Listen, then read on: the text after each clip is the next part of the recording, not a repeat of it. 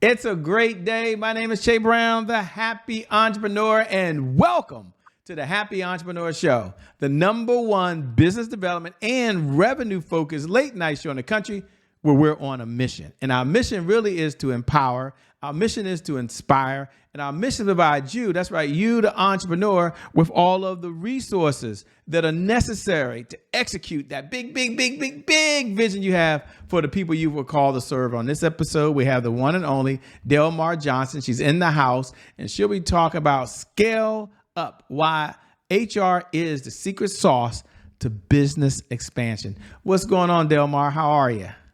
I'm doing well, Shay. Thank you for inviting me. I'm excited about it. Well, thank you for being here. I certainly appreciate that, by the way. And you're talking about HR as a secret sauce for business expansion. Let me ask a question. Why are a number of businesses so slow, I will say, to actually bring HR in early on when they're building the business? What's been some of the fears or reasons why they've been kind of slow? Some of the common fears, first of all, is the fact that most small business owners, especially if they're starting out, don't even really know what HR is, to be honest with you. They don't know the full scope of that and what it looks like in their business, even when they're starting out or when they've made some kind of progression. So a lot of times it's the fear of the unknown, even with human resources, because most time small business owners are paying attention on, going after the clients, making sure their marketing and social media is on point, and they never think about the fact that HR is really the foundation of everybody's business because it incorporates human capital, and we need human capital to scale our businesses.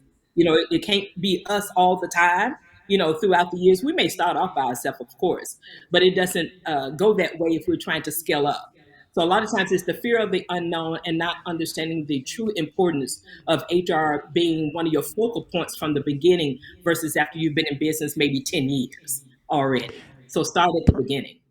Perfect. So take a moment if you can, just for some folks who are watching and small business owners or work for a small company, and kind of share what's the purpose of HR. I mean, I know it's going to sound basic, probably just for Shea Brown. I just think they just hire people all day and make sure we don't get sued, but I could be wrong. So take a moment and say, here's function 1, function 2, function 3 of an HR. We'll get into scale, but just so we can all be on the page, and you lean in. You out there to have a small business owner that your business is growing or is going to be growing. At least you'll have the ABCs of what HR does these days. I know it's kind of a loaded question, but help us out. I get it. No, it's a great question. And really, HR encompasses a lot of things. A lot of times people narrow down HR to being just about hiring and firing. Now, those are part of it. That's part of it, right? Hiring and terminations, and because terminations will happen if they're not the right people on your team.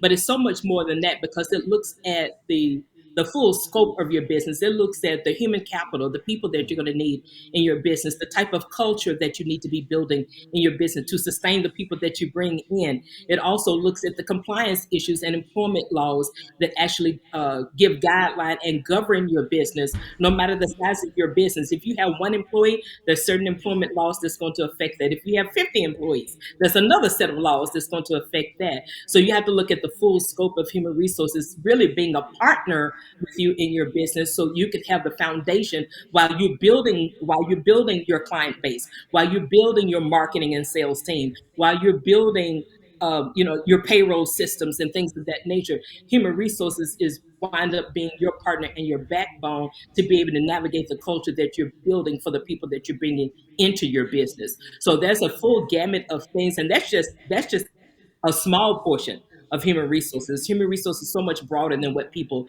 give it credit for. I love how you explain that. So they're not just a cost center, ladies and gentlemen. There's a reason, there's a purpose, and it really benefits the entire business. Before we get into scale up, because some of the people are saying S.C.A.L.E. Is it an acronym? What is it? We'll get to that. A number of folks don't know who you are. They might have Googled you yet. We haven't released your bio yet. So take a moment, if you will, and kind of step back. And, the question, you probably heard it before. Who are you? That'd be pretty cool, by the way. And what's your backstory that led you to doing what you're doing these days? Most definitely. Well, I'm Delmar Johnson, and I'm the founder and principal consultant of HR Brain for Hire. And we work with small and mid-sized, high-performing small business owners who are looking to actually develop their culture, their teams, their processes and systems. So that's kind of like the elevator pitch for you as far as that is concerned. But myself, HR Brain for Hire was actually born out of me losing everything.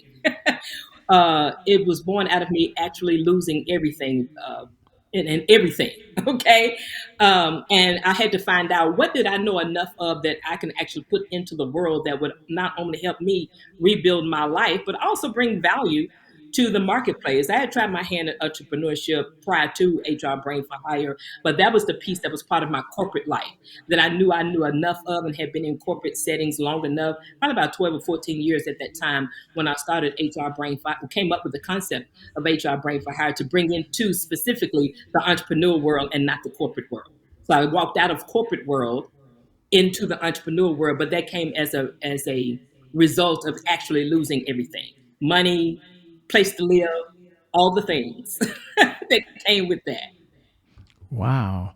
And as you're speaking now, behind you, we're all being nosy, and over your shoulder, there's messes make memories. Now, I know we're gonna get into scale, ladies and gentlemen. I have not forgotten that you can scale up, and this is about business expansion and the secret sauce. But we can't help but Yeah. look behind your shoulder, and we're all nosy, so we're kind of curious. Why is that tag there, and why is it so significant to you? You know what? I love that. Everybody seems to always tune in on that when they see my background. But messes make memories because in the timing that I lost everything, it was a complete mess. When you lose your money, your place to stay, your vehicle, your investments and everything, your life becomes a hot mess. It looks like a hot mess, and then you have to go back and find out, how resilient you are to actually navigate through the mess, whether that was self-cause or circumstances or the combination of both. But those messes pushed me into a space of where now that HR Brain for Hire brand was born literally from nothing. I had lost everything. And then stepping out of that into a 10-year stint of actually being a caregiver. So as I was preparing my life, rebuilding my life, I was helping sustain my mother's life. So it was a lot of mess going on, if you will. So I love that I found that shopping one day, and everybody tunes into it when they see my background. So those messes make memories. I have plenty of them. Plenty messes, plenty memories. I think it's spot on. It says a lot about who you are as a person. Now, if you can, give us the ABC. Scale, what does that represent? Scale up, how does one scale up? Well, you know what? And it's really not necessarily an acronym, but it's scale up is about, okay, scale up in your business, right? Your scale up may be, through people, maybe through systems, maybe through, scaling up the type of client base that you have. But being able to scale up also actually starts in your mind. It's like, what does that look like for you? Are you scaling up as a leader? Are you progressing and scaling up as someone who's going to lead the vision that you have before you? And in doing that, how are you going to lead the people that you're bringing on? So scale up, you can create an acronym out of it, but scale up, to make it easier for this conversation, is about scaling up in your mindset first in order to be able to scale and be able to expand what it is that you're building, and with the people who have tapped into your vision, who have tapped into, it's like, you know what, I believe what you're doing over there, Shay. So I'm gonna join in with you, and I'm gonna take my KSAs, as I like to call it, your knowledge, skills, and ability, to help you scale and help you grow the empire and help you actually fulfill the vision that you have for your business. I love it. So well said. And let me ask the question I know it's got to be on every entrepreneur's mind right now, which is, when you're looking to bring on your first employee, let's say they're an assistant or a virtual assistant, let's call them that, and they're coming on full time. One, what are two or three characteristics one should look for when they're bringing on a new person? Again, it's a loaded question, but some folks, the assistant or project manager is the first hire. And then maybe what are two or three questions that someone could ask? So number one, what should you even look for, because it's the first time? And I know I struggled over and over again. And then number two, on the other side, it's a two-part question. Like, what are some questions we might want to ask other than who are they and where they worked before? Because I was totally lost. I was just winging it. I'm gonna say I didn't even have no idea. I like No, you like me, I like you. Let's give it a shot. And yes, that no, wasn't the yeah. right thing to do over 15 times. Okay. A A lot of times that's how the first one is, right? The first one's like, okay, I don't know who to hire, but I like you. Let's make it happen. Yeah. But really, whether you're going when you're going after, especially when you're going after your first one, because that's usually you got to get past that hurdle. When you're going after that first person that you want on your team, whether it's a virtual assistant, a project manager, operations assistant, whatever you have decided is most important for you at the time and at the phase of business that you're in, you want to make sure that you've identified what it is that you need help with, because a lot of times entrepreneurs we are control freaks, so we have a hard time letting go of things or really delegating things. So really be mindful of what it is that you want to accomplish with bringing someone on. What do you want them to do? What do you not want to do that you're able to delegate to them, as long as they have the type of skill set that you're looking for? Are they aligned with your personal core values? Because you may not have built your business culture yet, because it's only you for right now and you're trying to have one person. But what are your personal core values, which is actually lend to you actually building the core values that you have and building your culture in your business, as you continue to add systems and people into your organization. So I would say look for some be mindful of what it is that you want to delegate, what you need support in, what that job will look like on paper before you even get to the person that you want to hire. Make sure you understand the skill set that will be able to carry out the responsibilities and accountabilities of that position first, and then really be able to look at the type of budget that you're going to need too. Are you going to need a big budget, a small budget? Are you going to hire on interns or contractors? So all those elements need to be looked at before you jump out there and hire the first person. Because a lot of times when you're hiring your first person, your hair is probably on fire. You're probably feeling so overwhelmed, which actually leads a lot of time to having a bad hire, whether it's your first one or your third one that you may be hiring. So you want to have all those elements in place before you even jump out there and say, okay, I'm going to hire somebody. But you've built a framework, you've built some structure, at least on paper, and you know what it is that you want to go after, and then you begin to pursue that. And then you may come back to me and it's okay, what questions do I need to ask? Well, you need to ask them, first of all, identifying their skill set. How do they feel that they will be able to apply that skill set to the position? What are some of their short term and long term plans for themselves as a professional? Do they want to continue developing as a professional, so they can be able to add to your business and add to your vision, so they're growing as a professional development while they're also lending their knowledge, skills, and abilities to you. So those are some of the things that you want to think about when you begin to actually start hiring. And then of course there's a lot more, but I think that'll kind of get you started.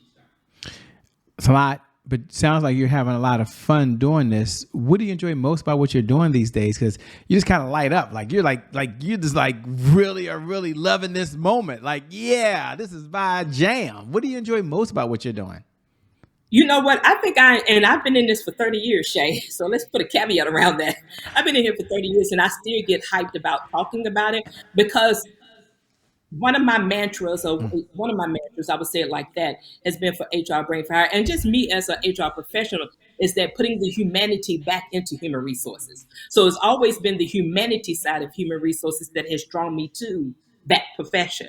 Even when I chose this profession when I was 17 and a senior in high school, not even knowing what truly human resources was at that time, but I had been exposed to a certain level of it even as a junior and senior in high school, and what that particularly looked like. But I always said it's the human side and the humanity side of human resources that drew me into it. And then of course you have the tactile things and the analytical things that you have to know, but that was always the driving force of keeping humanity in the forefront of human resources, and not just the tactile things that people are used to or have heard of. I love it. And before we get into the next segment, this is another loaded question. It's probably for me personally, but for folks that are saying, you know what, I need to bring someone aboard, just like I'm hearing from Delmar. What should I be looking on if I'm bringing on an HR person? Maybe they're not ready to go full time, but they are ready to bring them on as a consultant to help get the company organized and prepare it as it's grown. Maybe we've got a big contract. Congratulations. That's so cool. And they know they're going to need the support. So the question is, if you were on my side, you say, Shay, you want to bring on an HR person. Here's 1, 2, or 3 things you should be looking for and asking to make sure it's a good fit for your company. Because, geez, if you hire the wrong HR person, oh my gosh, that's even a double nightmare. Exactly. Oh, great question. Great question. Well, first of all, understanding and asking the questions and finding out more about them. What is their background? What is their specific background? Because there's several different areas of human resources. So it depends on the level of consultant that you're looking for. But be very mindful in asking the question of what kind of background do they have?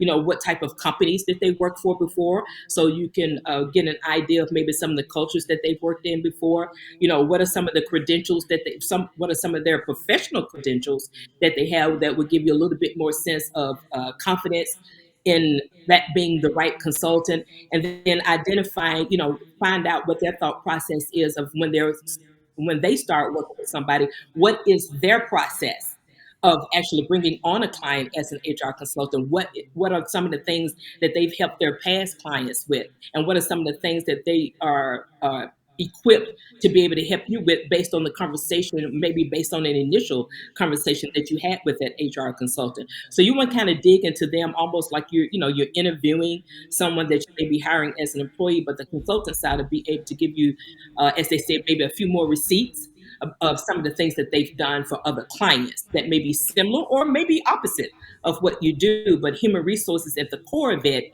there is a common thread for all businesses. And the common thread are the people, the processes, and the systems that you need to make sure that your company has that foundation and are compliant with those type of employment laws that's going to affect you as an employer, that's hiring employees. So you want to think of those kind of things when you're hiring a consultant. I love it. Spot on, by the way. And that leads us to a segment we hear. Thanks for being so transparent as well. A segment we have here called Today is My January 1st. Now, for those folks who tune in every night at 11 p.m. Eastern Standard Time, I know you wait for this moment to be able to say those magic words. I love saying them as well. So you can go ahead and say them. Today is my January 1st. Happy New Year to you, by the way. For all the other folks who are tuning in for the very first time on the Happy Entrepreneur Show, we're really glad you're here. Today is your January 1st is our personal mantra. It represents a fresh start. It represents a do-over. It means our past, no matter how dark and gloomy that past is, the past no longer equals the future. And so my question for the one and only Delmar on the other side is really twofold. Number one, when you hear those words, today is my January 1st, what do you hear? And what was another setback you had? And specifically, how did you bounce back from it? You shared so many that you had. Wow. Yeah, most definitely. Well, when I hear that question, what is your January 1st? It's like, oh, where was a start of important for you that kind of, put you on a trajectory to something better, something new, something more? When I hear that question, and then as far as the setback, and I've already alluded to that setback, but my January 1st was a little over 2 years ago when I moved here to the Atlanta area, and that was after a 14-year journey getting here. Okay. And that started, like I said, with me losing everything in 2010, went into caregiving for a 10-year period, and then 2 years of COVID. So this was a 14-year journey to get to a new January 1st for me. And I moved here to the Atlanta area in May of 2022. So just made 2 years, a little bit over 2 years, a few months ago. So that was the setback. That was probably one of the most significant setbacks of my life. That's why it's still very vivid in my memory when I have to tell someone about having to navigate through that journey of losing everything to get to the point where a business was birthed out of it. HR Brain for Hire, other opportunities were birthed out of it, as far as becoming a multi-book author, becoming a speaker. So those kind of things actually evolved from those messes, from those setbacks, to get to my new January 1st, which was 2.5 years ago, moving here to the Atlanta area and starting over after, a significant age, I might say, over 50 years old. It's not easy to move and start over. Oh, but I'm happy about it. And you're looking good, by the way. We'd have never guessed that, by the way. So you're looking good. You're just 21. You're looking good all over again. Come on, come on, come on. I love it, by the way. As you were speaking, and you've learned so much, one of my favorite questions to ask when I have time, and I have time now, and obviously, is what's one of the best pieces of advice you've ever been given? I like to ask that question because you had so many mentors, read so many books, watch hours and trainings and videos and online and offline courses. I'm always curious of everything you've learned. What's one of the best piece of advice you've been given that you like to share with the audience and why? Oh, it's been a lot, Shay. But I think just really narrow it down to something very simple and something very practical that I've been, taught by many coaches that I've invested in over the years. It's like never forget your why. But I'm gonna put a caveat on that. Sometimes your why move. Sometimes your why changes depending on how long ago that you started. Maybe you started your business 20 years ago. Things have changed over 20 years. So your why may have shifted or it may have expanded. Your why may have expanded. So I hear a lot of times coaches and other consultants and business advisors and everything say, never forget your why. And your why is always going to be an internal thing. It should never be an external thing, at least not for me. It should never be necessarily an external thing. Your why starts with you. No matter what else is around you, your why starts with you. Whether that's to build your legacy, whether that's to leave a legacy or a dowry for your kids if you have kids, or your nieces and nephews. Like me, I have nieces and nephews, and your family. So you have to determine what your why is, and it's always going to start internally. Always. Always. What does success look like for you these days? I mean, it means different things to different people, but for where you are in your life and in your career, what does success look like and what does it feel like for you? Ooh, something I've always said to myself, Shay, and I've always, and the same answer has been for years. It's like success to me is peace. Success to me is peace of mind, is peace within my spirit because I'm a woman of faith, is peace within my spirit, but it is peace. Yes, is money important? Definitely.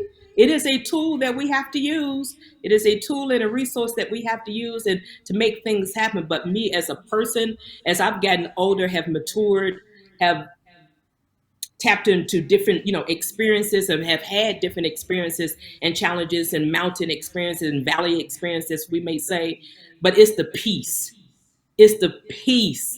that surpasses anything for me. So I can have no money or a lot of money. If the peace is there, things can always shift to a better place. Says so well. And how are you able to really have the right mindset? One of the things I admire, you talked about earlier, the challenges and everything you went through, and you were taking these steps, even moving to Atlanta, but the answer wasn't in front of you. So I guess the question is, how are you able to be fearful and still take action when you're stepping into some unknown spaces? So how do you have that mindset? I think I've worked on my mindset for a long time and still working on it because we should always be evolving, right? We should always tackle some things that may come up because different challenges at different phases of our life. I would say for me, going through the challenges and the very difficult times that I've gone through, is I found out how resilient I was. A lot of times we don't know what strength we have until we've gone through a crisis, until we've gone to something that's pushed us so far, push our back so far up against the wall that we don't know how we're going to come out. But when we are intentional about paying attention to how resourceful we are, how resilient we are, we will find a way. So, and listen, we all move at different paces. I may not move as fast as somebody next to me or behind me or in front of me. But if you stay your course and find out who you are, and then also, like I said, I'm a woman of faith, so I have to attach God to whatever that I do because I can't do anything without Him anyway. So being able to be intentional about, okay, this is a hard space that I'm in, but I can't afford to stay here. When you made up your mind, you cannot afford to stay in this space that's causing you stress and anxiety, and you're losing your peace and maybe even losing your mind. Because sometimes, as an entrepreneur, we may feel like we're losing our mind sometimes. But and then also connecting with the right people, connecting with people who are in alignment with where you desire to be, or connecting with someone who encourages you through those hard times and not just say push, push, push you, but encourage you through that and give you some guidance. So you want to have the right people in the right circle around you as well, who understands where you've been when you was on the mountain, but understand that there's valley moments that you go through too. And you want those kind of people around you that will encourage you to keep moving forward. Even as you're encouraging yourself, right? You still need people around you that can encourage you as well. I love it. What do you do for fun these days? We're not out saving the world and helping HR managers scale up and business expand. Like, what do you do just for fun? You know what? That's a great question, Shay, because I put on my Facebook page recently, it's like, guys, I need a better hobby. Like, anybody got suggestions for hobbies? It's like the older you get, sometimes you kind of move your hobbies to the side. But what I do for fun is probably very boring to someone else, but I like to go to movies. I like to hang out at parks.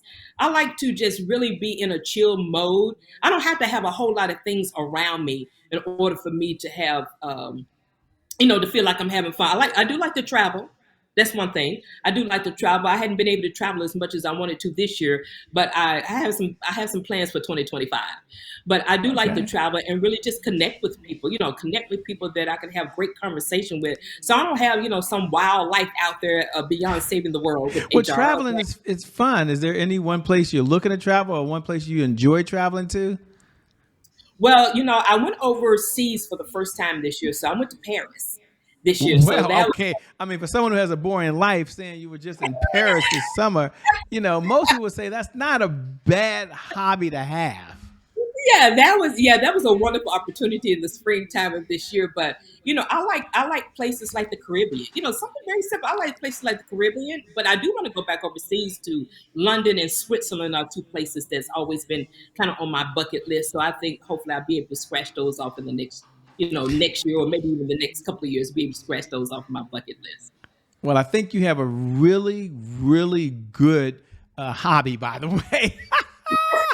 Travel overseas is pretty good. As we come down the home stretch, two-part question. Number one, what type of clients does your firm look to work with these days, if any? And number two, how can folks best connect with you? How can they stay in this conversation over and beyond the time that you and I have now? Oh, most definitely. So the first part of that is the kind of businesses that we want to work with moving forward. We've kind of narrowed it down. Sometimes it's not always easy to narrow down, but there's a few industries we want to work with.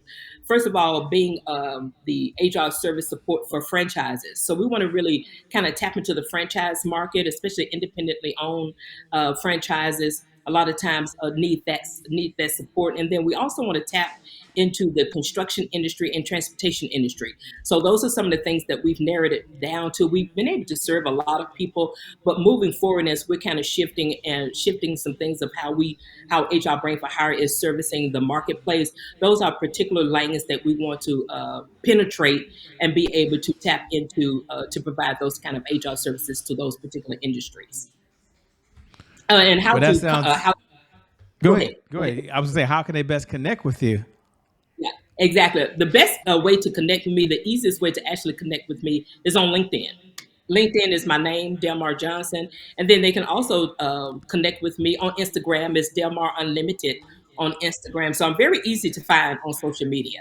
But LinkedIn is a great place to start with. And then, of course, you can always visit the website at hrbrainforhire.com and you can reach me there. But to directly connect with me, check out LinkedIn, Delmar Johnson. Well, let me say two things. Number one, thanks so much for being on the Happy Entrepreneur Show. We appreciate it. You can always make more money, but you can't make more time. So you're giving us the most precious resource you have, which is your time. So thank you so much. Thank you. I appreciate it, Shay. And thank you to viewers. Thank you for tuning in, by the way, because without you, well, we don't have a show. So we never get tired of sharing with you every night at 11 p.m. Eastern Standard Time that no matter what's going on in your life or what you're going through, that you're amazing, that you're incredible, you're an awesome CEO, you're a thoughtful CEO, you're somebody who wants to make a difference in the world. And no matter what's going on in your life right now, whether things are very going up, you're that next level she talked about, or you've been hit with the punch you never saw coming. One thing I believe is that today is your January 1st, and because of just that one reason alone, I believe your best is still yet to come. Your best is yet to come. Your best yet to come. With that being said, my name is Che Brown. It hasn't changed. The Happy Entrepreneur. Make it a great day, everyone. We out. Peace. Thank you so much, Delmar. We'll see you later. Thanks for tuning. Thank you guys for letting us be in your home or on your phone or on your tablet or maybe we're on your TV right now, wherever we are, in your ears on the podcast. We appreciate you. We out.